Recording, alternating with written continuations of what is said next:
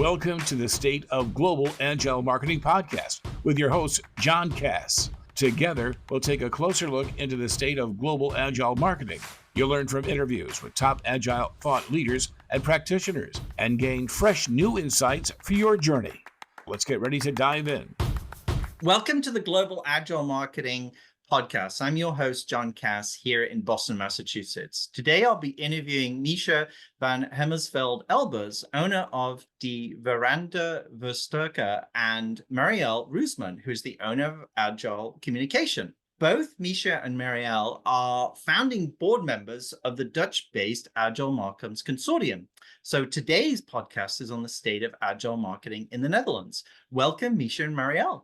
Oh, thank you. Thanks for having us. Yes. Well, it's great to have you here. And so in preparing for this call, we talked a little about your journey to using agile marketing. While the focus is today on the Netherlands, I think we should start with how you got started with marketing and communications at Agile Marketing. Misha, do you want to go first? Yeah, sure. I've been working in the marketing communication profession for the last 20 plus years.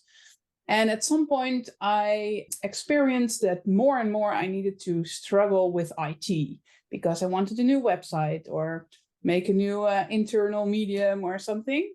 And IT obviously was already working in an agile way at some point. So I was triggered by that. Also, I married an IT guy who is a very a saint agilist, so to speak. I was triggered. And then I met Marielle because she did an Agile Foundations training at Yacht, a company that I worked for. So, well, that was my introduction. And afterwards, I was very enthusiastic also because I could use it in all my assignments to help a marketing communications team to also speak the right language towards their IT-related projects, but also to help them get their product development actually customer-centric. That's what I've been adventurously experiencing for the past years and doing and helping out with.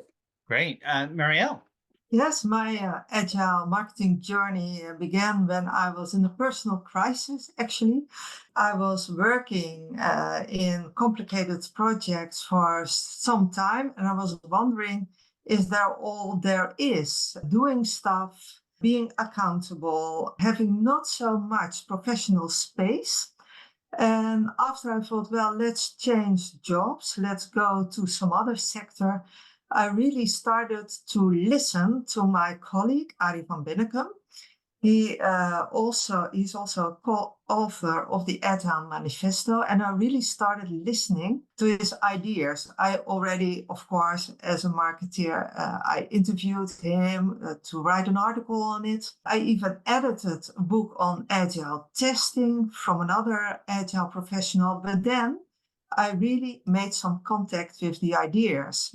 And before that time, I always thought, well, all this agile stuff, it's ideal for IT projects, but well, that's about it. You can do with it. And then I started to realize I need this also in communications and marketing, so I can really get my work organized the way I like it, involve my stakeholders, talk with clients, realizing this client value in a way that makes sense, like a short cycle. And then I thought, well, this needs to be communicated also to the marketing and communications domain in the Netherlands. So I started to work with Arie van Bennekom and Betteke van Ruler. She's a communication icon in the Netherlands. She is a professor also at the university. She's now retired, by the way. But then we started to discuss and to work on a training program for agile marketing and communication professionals. Misha took the course and also certification exams. That was about in 2014. And from that time, I train agile marketing and communication professionals, but I also coach marketing and communication teams. My dad works in B2B marketing, but I never really knew what that meant. Then one day my dad came by my school for career day and told everyone in my class he was a big ROAS man. Then he just kept saying things like, the bigger the ROAS, the better, over and over. My friends still laugh at me to this day. I think it means calculating a return on ad spend. One thing's for sure. I'll be known as the ROAS man's kid for the rest of my days. Why couldn't you just be a fireman or a lawyer? Why? You ruined my life, Dad. Not everyone gets B2B, but LinkedIn has the people who do. And with ads on LinkedIn, you'll be able to reach people based on job title, industry, likelihood to buy, and more. Start converting your B2B audience into high-quality leads today. We'll even give you a $100 credit on your next ad campaign. Go to linkedin.com/MPN to claim your credit. That's linkedin.com/MPN. Terms and conditions apply. LinkedIn, the place to be, to be. Great, great. So you're both founding board members of the Agile Marcom's consortium. Can you tell me about the consortium, what it does, and how it got started? When I met Marielle at the course in 2014, we, as Marielle just mentioned, figured that we needed our own community because Marcom is still a different language and it's different people than IT. So we started out actually to start up that community, to be able to interchange knowledge, experiences, get people together and get to know each other, and also have people know that they're not alone. Well, Marielle, and we just last week, for example, had a very interesting roundtable with some pretty interesting Marcom leaders in different companies and organizations. And they elaborated on the phase that they are in their own agile transformation. Maybe you want to elaborate there, Marielle? Yes, because it's really essential that Marcom leaders or managers also get involved with this agile way of thinking and doing. Because if they really treat it like something they want, something they back up, and really support their teams also in that manner, they can quite make some impact by working with the teams on floor to really, really realize the full power of Agile. Because if the leadership team thinks, well, it's a nice way of working for the teams, there's some transparency, we work with the board, and that's all very, very great. But they don't really feel what's needed, like trust in the team, really get this thinking and everyone's contribution. Nothing really changed because it requires, in effect, a quite different management style to get this thing really going. Yeah, so agile leadership is definitely a topic that we're on in this case. And also on a different level, you also have the marketing communications professionals who just want to have a grasp of tools and different methods that are there and that they can use of. So it's on a lot of different levels that we want to organize events or get-togethers. We've done a lot of webinars during the COVID period. We organized organization visits with organizations who already transformed for the whole company, and also the marketing and communication departments, like an insurance, health insurance company, and they're using the Spotify model also with their marketing and communication team. So it's very interesting. Great, great. Could you tell me a little more about the business culture and structure of business in the Netherlands and how that might impact how open marketers and businesses are to the agile approach? Do you want me? You're pointing at me. So, well, I think that the Dutch culture has a great opportunity for an agile way of working, because we tend to all have an opinion and all want to be involved in strategy and vision towards the future. And we call it poldercultuur in Dutch. I mean, there's not so much hierarchy, not in every organization, but in most, everyone is on the same level. So you have a podium to actually have an opinion. So that gives a good, playground to try out the agile way of working, the agile mindset. Great, great. Marielle, any thoughts on that? Yes, culture is definitely all kind of cultural setups are quite good in the Netherlands for working agile. Like speaking up, it's totally normal to speak up also to your manager. It's normal to think along. It's normal to claim some kind of autonomy towards your work and to do it your way. So this whole cultural setup is quite good, but there's also, of course, some factors that are need to well, when you start working agile, there's also some factors that are kind of an impediment as well. But I was thinking I had a great example. Now I lost it. I'm so sorry. Oh, John. I might fill in there because I think that there is still a problem because everyone does have an opinion and they want to join in on, everything. But then still ownership is a whole different story because that's where, well, the challenges are, I guess. Yes, to really own something you work on and to make a decision and stand behind this decision. Like the working agile really requires clear ownership of a product or a component or a part of the organization or even a process. In the Netherlands, we are not used to really take this step forward and say, well, I own this thing. True. So it's always a committee or it's more people involved. And the chain of who's really in control of the decision, it's a bit vague. And that's a complicating factor.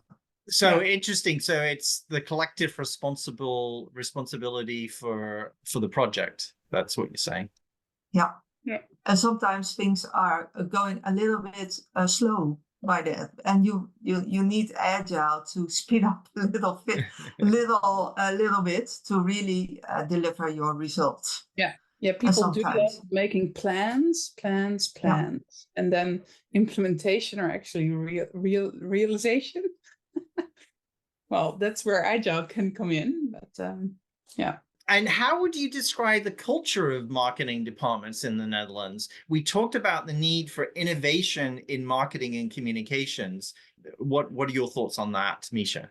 Well, I think there's a difference between the public sector, the governmental organizations, and the more commercial ones, especially when you talk about, well, marketing is obviously something more for commercialized companies. There's actually also somewhat, well, it's different than marketing. It's more the public relations part for governmental organizations. And what we've also found out also in the round table, because we had some governmental organizations and some commercial ones. And the commercial ones, they have what did they have? Like 10 or 12 professionals in the Marcom's team, while the governmental organization had about 120 persons in their marketing communications department. So there's a difference. Yeah. I'm not sure if the one is leaner and meaner than the other one, but it points out the difference. I do think that obviously innovation is more clickable and available in the more commercialized marketing communications environments than in the government.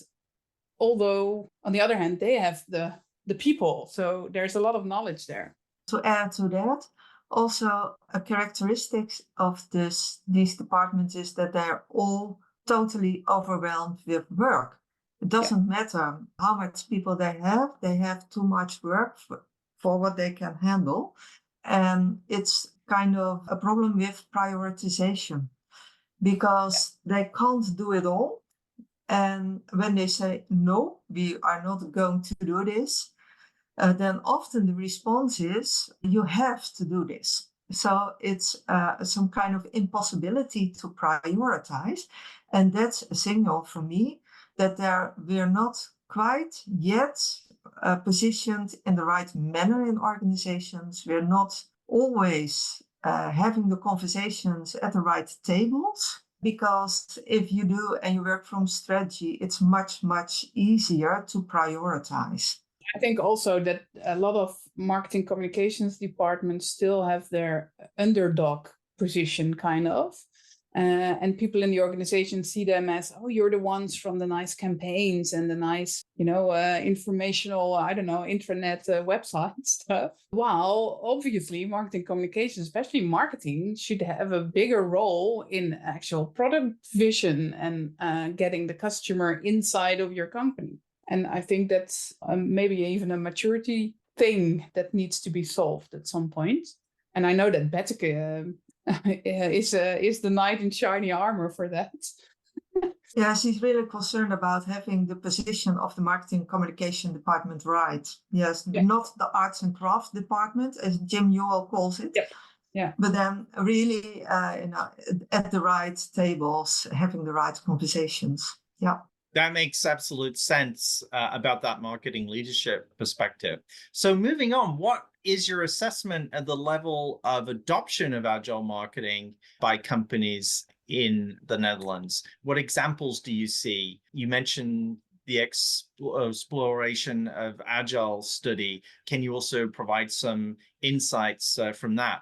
Misha, do you want to go first? Yeah, well, I've got my own example where I helped out I call it a corporate health service provider. And they had different services for companies to help them, get their sick people back to work and prevent people from getting sick in the first place. And I worked with the product development, the product managers, and introduced to them the value proposition canvas. And actually, it was a way for me to get the right information out of them to be able to make my marketing products. But it also helped them to get a real idea of, geez, I need to figure out my customer more to be able to get a better product. Because now I'm developing a product that I think my customers want, instead of going to ask the customer, in fact, what they want or what the job is that they need to do, so we can adapt a product to help get away their pains. Take away their pains. And that was really helpful, and it opened their eyes. They got enthusiastic, so they really wanted to use that further. And also in the same company, but then in the marketing department itself, we were with 5 people. So here's your example again of a commercial company, and they had the same issue. They were always busy. They were swamped with work, and then some director came along and said, "Here, you've got a little more work. Go figure it out." And the team manager was really stressed out. So I helped them simply by just visualizing their work. So people, the team members knew who's doing what, and can I help you out with something that you're stuck upon, and the other way around. And also, we have proof now on the board that we are really swamped with work, and we've got a prioritized list of other projects that we're working on or need to work on. So director, just tell us if we're going to do this, then we're not going to do that. You make the choice. And that really helped. Yeah. And pretty simple example, to be honest. Yeah. That's great. That's great. Marielle, what are your thoughts? What examples, or what's your assessment of the level of adoption of agile marketing by companies, and perhaps go a little into that agile study? Yes, from the Agile Consortium, we did a broader exploration study on the state of working agile at the moment in the Netherlands, and the developments in that. And you see that there's a lot of adoptions going on, and also like working with the frameworks like Spotify, SAFe, Less, Skilled, Scrum. Well, what we see is that it's always some kind of a puzzle to get it right. So companies are busy with that, especially financials and the energies, and government companies as well, government organizations as well, to adopt those frameworks and get it right. So they're now like 2-3 years going. You also see that the marketing communications departments tend to follow this adoption. So they try to, catch up and get the right hooks to work in the same cadences and with the same routines.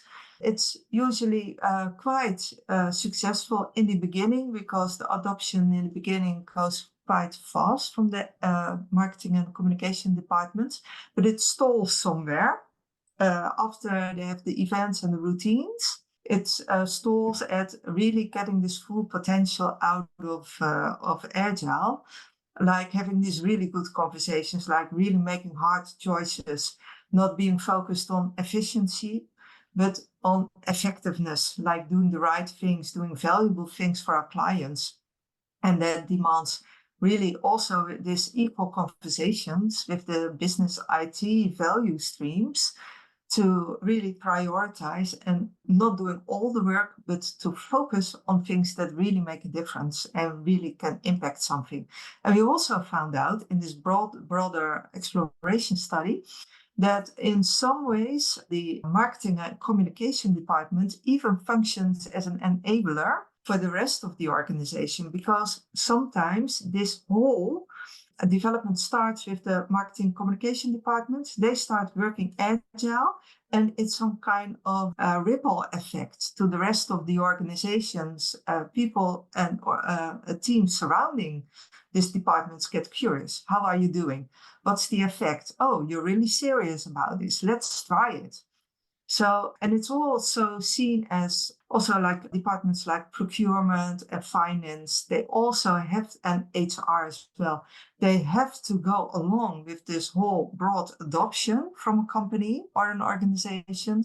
Otherwise, it will stall somewhere, this development, and the organization will not get its full effect.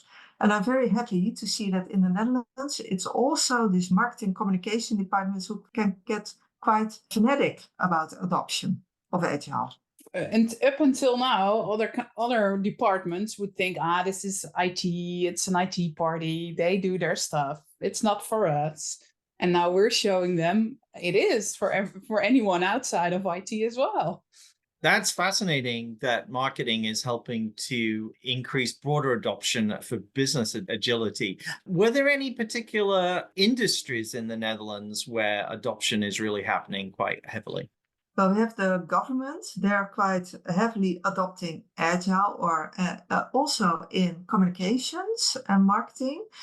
But it's still, it's small, but they're really also very studious about it. And we have, of course, the financials, the logistic sector, who's really into working Agile. And also then the marketing and the communications department. Oh, Misha, did you have anything to add? Yeah, I was thinking, because I spoke to a friend of mine who works at this big health insurance company who transformed towards Agile. I don't know, it was like 4 years ago, Marielle. We were there on a safari, and I asked her, how is it going these days? And that's somewhat of a concern, because they are also, stuck in the usage of just the tooling. So she was a little frustrated, because now she was Scrum Master for a period of 6 months for her team, and she was just busy with getting everyone to fill in their Jira boards and stuff, and not thinking of what the real outcome was. So that's something that needs attention, because otherwise it will just, keep on doing a trick. And it's not about that at all. It's not good when you just focused on processes and not results. Let me ask, how are companies deploying Agile in the Netherlands? What different types of adoption have you seen? Scrum, Kanban, hybrid, safe? All of the above? We see a lot of safe, really a lot of safe. But also, if you zoom in and look at the different parts, and especially marketing communications, you see also a Scrum, of course, or a Scrumban, a combination of Scrum and Kanban. Kanban as such also. So it's really a mixed playing field of adoptions, but company-wide adoptions, usually with a larger framework, like SAFe or less. You've seen some Spotify models as well, right? Yes, quite some. Yeah. You may know you're listening to this show along the Marketing Podcast Network, but did you know there are other great shows on MPN to help your business? Robbie Samuels hosts the On the Schmooze podcast. Robbie, tell listeners what to expect from the show. Since 2015, I've interviewed entrepreneurs who overcame challenges to achieve success in their field or industry. Tune in to On the Schmooze to listen as I ask deep questions to elicit untold stories about leadership and networking. And where can people subscribe? Find the show at ontheschmooze.com or on marketingpodcast.net, or just search for it wherever you get your podcasts. You heard them. Go subscribe. So moving on, what are the big problems with the marketing profession in the Netherlands? MarTech adoption and resources is always something that comes up. Enough focus on customer insights and building customer journeys, the rise of generative AI. There are all some ideas, but how would you describe the issues in the profession today in the Netherlands? How marketers organize themselves and prep for the challenges, etc.? Yeah, well, I guess I just also grasped a little example of that by people getting stuck into the tooling or using the tools. Well, the example I just gave of the corporate health service provider, where the product managers didn't actually speak to the customers. Well, they did, of course, because they were relation managers as well, but they didn't really ask the right questions. Yeah, I think that's a development point. And to add to that, I see also like the job is really hectic. There's a lot of work to be done. And besides the work you have to do, you have to develop yourself at a really, really fast speed as well. So you have to really shorten your learning curves to get along with this marketing tooling, especially if your company buys a platform like Salesforce, for example. You have to learn a lot. It's very steep learning curve. And at the same time, you have to open up your mind and your eyes and your ears to AI and to integrate this AI tooling into your job. It's a lot. And I think sometimes it is too much. So I think the main challenge as well is to carve out time, not only to deliver your products and your services as a marketing communication professional, but also to carve out time to study and to learn and to know how to learn and know how to study and integrate this knowledge, not only for yourself as a professional, but also with your team. So it demands really, I feel strong leadership from managers who realize that people, in order to be really productive in the long term, also need to take a step back in their production on a daily basis.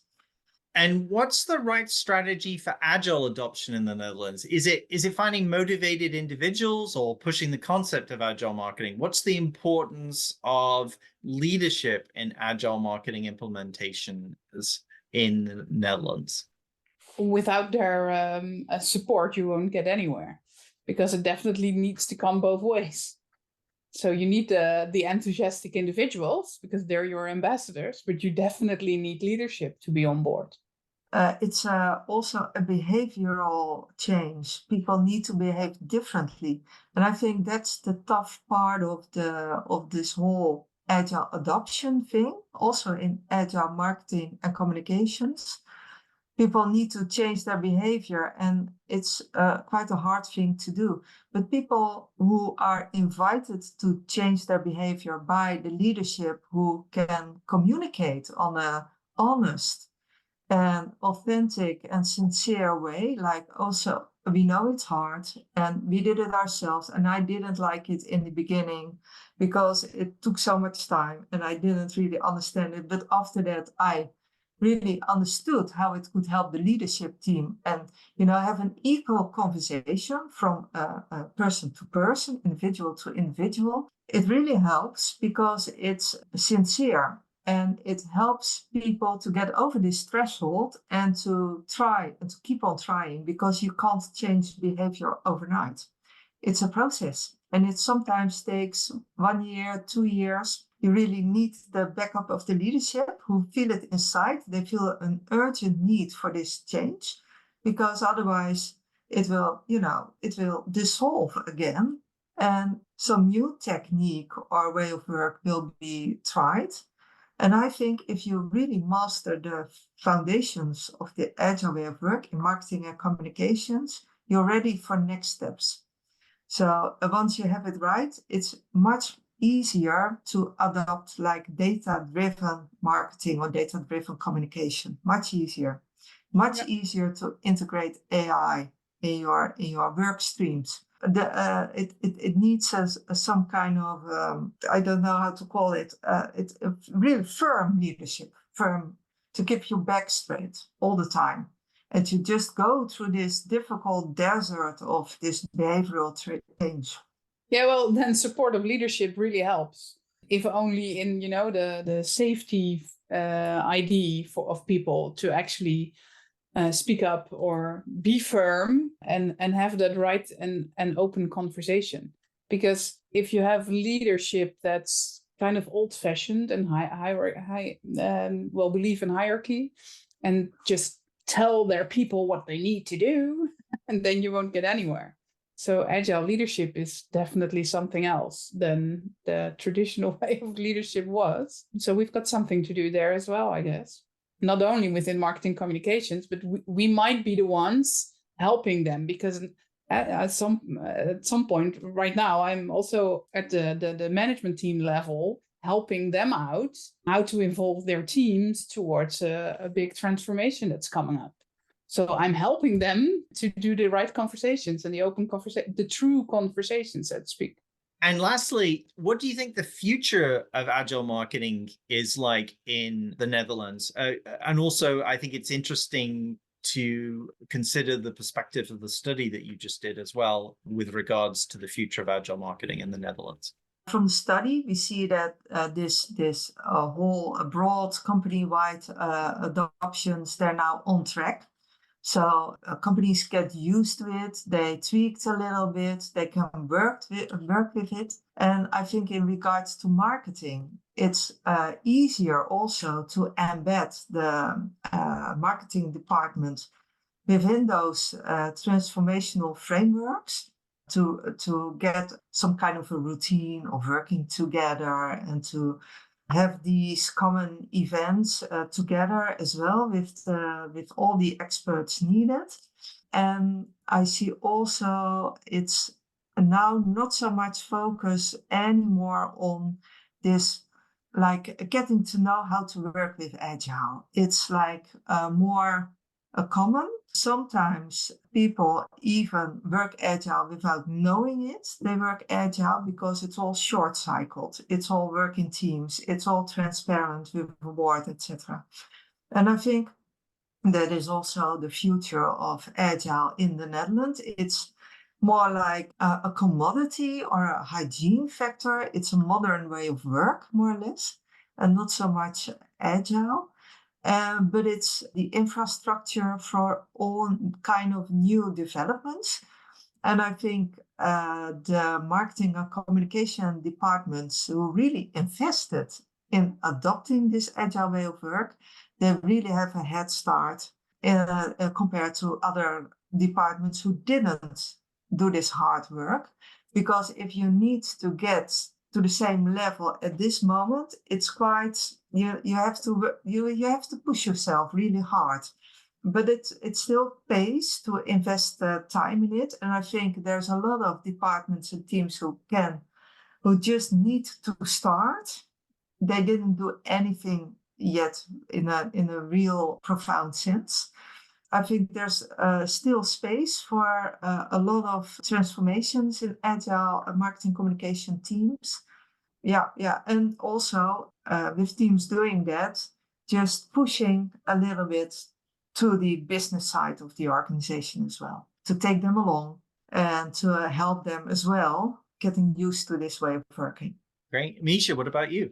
Yeah, well, I guess in this still very volatile, fast-changing world we're in, and it won't be any slower, only faster, that the departments or the companies that already work in an agile way will have a big advantage. So the other ones will need to, they are runners-up, but they'll need to level up their game to be able to be, on par in this changing world.